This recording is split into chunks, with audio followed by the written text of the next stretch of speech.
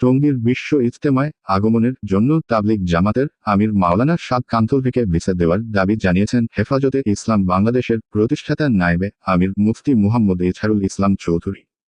মঙ্গলবার 19 নভেম্বর প্রধান উপদেষ্টা ডক্টর মুহাম্মদ ইউনূসের কাছে এ সংক্রান্ত এক চিঠি পাঠান তিনি।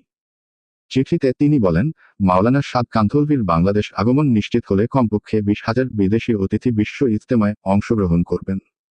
এদের মধ্যে প্রায় 2/3 আরব দেশের রাজ পরিবারের সদস্য থাকবেন। তিনি আরও বলেন, গত 8 বছর ধরে ফ্যাসিবাদী সরকারের স্বরাষ্ট্রমন্ত্রী মাওলানা সাদ কান্ধলভিকে বিশ্ব ইজতেমায় আসতে না দিয়ে বাংলাদেশের মান সম্মানের অপূরণীয় ক্ষতি করেছে। প্রধান উপদেষ্টা বরাবর লেখা চিঠিতে মুফতি ইজহারুল ইসলাম তাৎক্ষণিক ব্যবস্থা গ্রহণের দাবি জানিয়ে বলেন, আশা করি আপনি দেশের মান সম্মান ফিরিয়ে আনার জন্য উদ্যোগ গ্রহণ করে সমস্ত মুসলিম উম্মাহ প্রশংসা অর্জন করবেন।